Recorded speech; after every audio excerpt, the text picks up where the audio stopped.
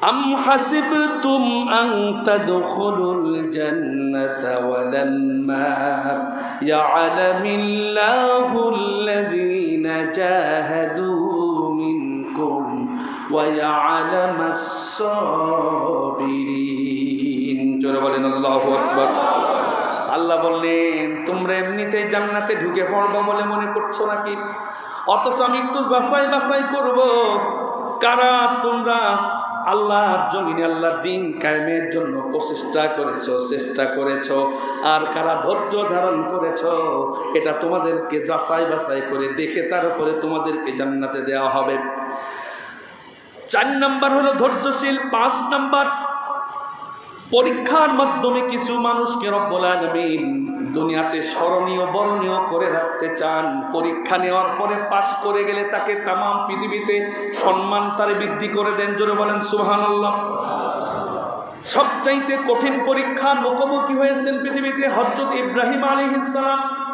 বলেন তোমাদের জাতির পিতার নাম কি? জোরে বলেন।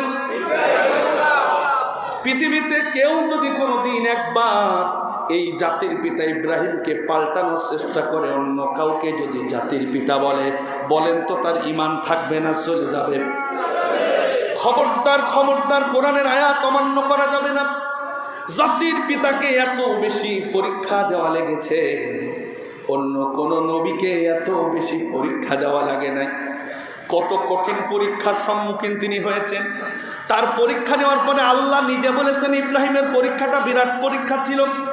আল্লাহ যদি বলে বিরাট পরীক্ষা ছিল, তাহলে কত কঠিন পরীক্ষা ইব্রাহিম আলাইহিস সালামকে দেওয়া লেগেছে। প্রথম পরীক্ষা, এলাকায় থাকতে পারেন না। 2 নাম্বার পরীক্ষা, ইব্রাহিম আলাইহিস সালাম যে এলাকায় গেলেন, হিজরত করার পূর্ব মুহূর্তে ইব্রাহিম আলাইহিস সালামকে আগুনের বিশাল কুণ্ডুলি জ্বালায়া আগুনের ভিতরে তারে নিক্ষেপ করা হলো। আল্লাহ পরীক্ষা করার জন্য ফেরেশতারে পাঠিয়ে দিলেন, বললেন যাও ইব্রাহিমের একটু ঈমান কেমন আছে দেখে আসো, পরীক্ষা করো। সঙ্গে সঙ্গে জিবরিল আমিন আসলেন। ইব্রাহিম আলাইহিস সালামকে চরকের ভিতরে বসানো হলো, তাকে দূর থেকে নিক্ষেপ করে আগুনের ভিতরে ফেলে দেয়া হবে। দাও দাও করে আগুন জ্বলতেছে। জিবরিল আমিন এসে বললেন, ও ইব্রাহিম, আলাকা হাজাতুন আলাইয়া, আমার কাছে কোনো প্রয়োজন আছে নাকি বলো, বলতে পারো, তোমার সাহায্য করবো, তুমি তো সামনে পুড়ে যাবা। ইব্রাহিম বলেছিলেন, আমি যে পড়তেছি এটা আমার রব দেখতেছেন। আমার আল্লাহ যদি চায়, আমার আল্লাহ যদি আগুনে পোড়ায়া যদি খুশি হয়ে যায়, আমার আল্লাহর খুশির জন্য অসংখ্য অগণিতবার আমার জীবনটা এইভাবে করে আগুনের মধ্যে ঝাঁপ দিতে কোনো দ্বিধাবোধ করব না। জোরে বলেন সুবহানাল্লাহ।